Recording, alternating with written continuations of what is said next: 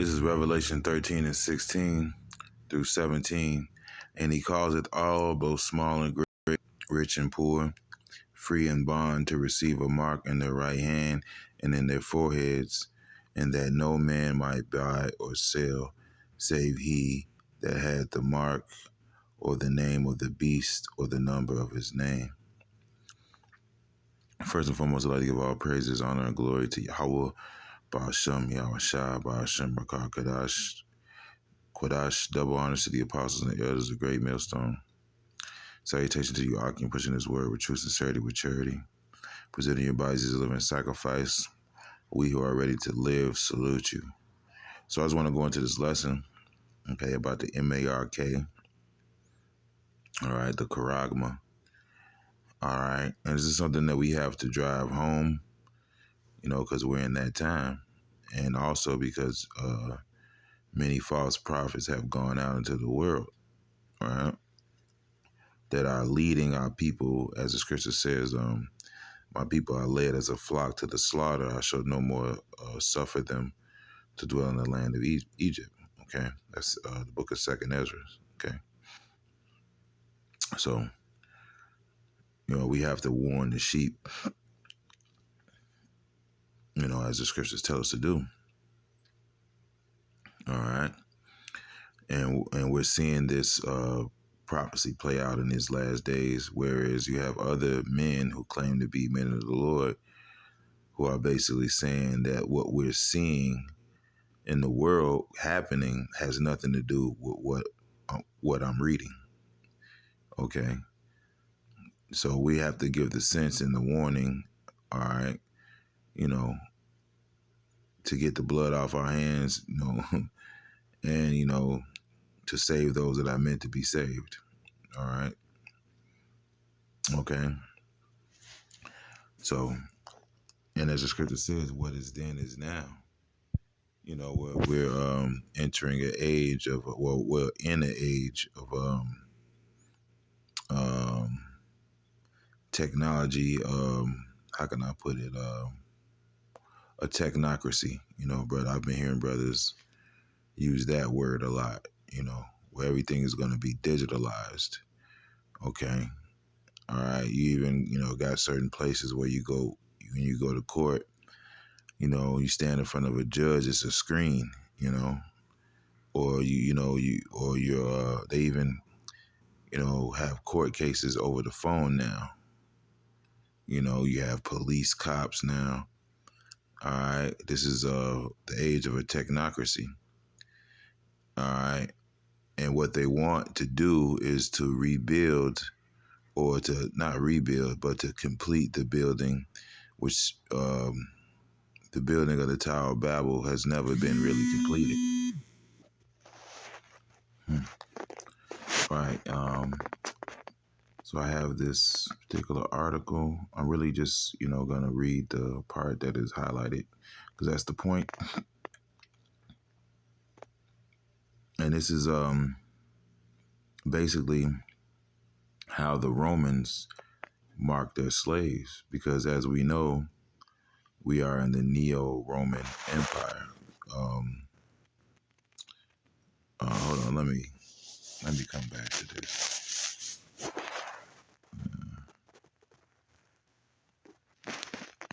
All right, this is Revelation 13 and 3. And I saw one of the heads as it were wounded to death, and his deadly wound was healed, and all the world wondered after the beast. Now, that beast that had the deadly wound, all right, that's the ancient Roman Empire. All right, but we're coming into the Neo-Roman Empire, man. All right, well, we are in the Neo-Roman Empire. All right, and that's that deadly wound being healed. All right, this basically this government structure that we're in now. Okay. So as the scripture says, what is then is now. So how would the rulers, all right, now eventually mark their slaves? Well, it's the, let me go into it. So yeah, like I said, I'm just going to read the highlighted part. It says, life of a slave, right? This is the Roman Empire. All slaves and their families were the property of the owner, who could sell or rent them out at any time. Their lives were harsh. Slaves were often whipped, branded, and cruelly mistreated. Their owners could also kill them for any reason and would face no punishment. So they were branded. I often like to mention the show Spartacus, um, where these men were the slaves, the gladiators, were pretty much branded by a certain marking of which was the name of that particular house. And this time you're going to be marked, by what the elites of this time, which would be the elite banking families. All right. Okay. So let me go into it. This is Revelation 18:9, and the kings of the earth who committed fornication and lived deliciously with her shall bewail her and lament for her when they shall see the smoke of her burning, standing afar off for fear of her torment, saying, Alas, alas, that great city, Babylon, the mighty city, for in 1 hour is thy judgment come. And the merchants of the earth shall weep and mourn over her, for no man buyeth their merchandise any more. The merchandise of gold and silver and precious stones and pearls and fine linen and purple and silk and scarlet and thine wood and all manners of vessels of ivory and all manners of vessels of most precious wood and of brass and iron and of marble. And I'm gonna jump down. It's just going on uh, um, into all those things. Hold on. All right, I'm just gonna keep reading. Right, the merchandise of gold and silver and precious stones, and of pearls and fine linen and purple and silk, scarlet and all thine wood, and all manners of vessels of ivory and all manner of vessels of precious wood and of brass and of iron and marble, and cinnamon and odors and ointments of frankincense and wine and oil and fine flour and wheat and beasts and sheep and horses and chariots and slaves and souls of men. All right. So just like in the ancient Roman Empire, the slaves are marked. Pretty much everything, all product, because you have what is called, okay, it says Universal Product Code. The Universal Product Code, universal, right, which is implies a one world government, right?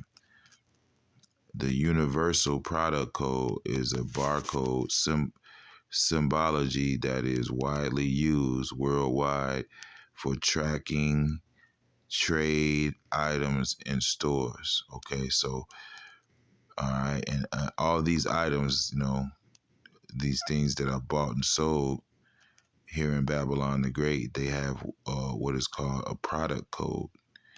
All right, and that product code can be put into the CHIP. All right, and is in the CHIP. All right, and that barcode basically adds up to 666. All right, so basically you're a product. That's why I read that Revelation. All these things that are being sold, a part of those things were slaves and souls of men. So it's no different than today, as the scripture says, what is then is now. And we're coming into a time when Esau, Edom, he's going to try to put a clamp on pretty much the earth. He's going to try to put his stamp on the earth. All right. Okay. And when I basically when you look at how the ancient Romans marked their slaves, okay, what did they do? They put an imprinted mark into the flesh of their slaves. All right. Which we look into that word. All right, we go into this all the time. you know. All right, but this is the word for mark. All right, in Revelations 13, in Revelations 13 and 16. All right, I'll play it. Strong's G 5480. Charagma. Charagma. All right, charagma, like we always say. All right, it says a scratch or etching, a stamp, a badge of servitude, or a sculpture, figure, statue, but a graven mark. Okay, basically that's what that is, a graven mark. And what did they do to you in ancient Rome? They engraved, a mark into you. Okay, they branded you. All right, with a particular mark, showing you who your master was and who you were basically belonged to. And as the scripture says, there's nothing new under the sun. Now they have the power to do it. They have the technology to do it digitally, by putting that C-hip under your skin and tracking what all your transactions, what you do. And as the scripture says, you will not be able to buy nor sell unless you have it. So that's going to be what's going to replace the USD or any other currency worldwide, because this is going to be a global system. Scripture says he calls it all. All right. So if he calls it all, you got some people saying it's sin, but sin is the transgression of the law, and these other nations weren't given the law. And we've all sinned to fall short, so it just doesn't make sense. It doesn't make sense. So, lessons like this we got to do just to drill it in and, keep it at the forefront, because this is the time that we're in, man. But yeah, just a little quick lesson I wanted to do. I hope it was edifying. Shalom.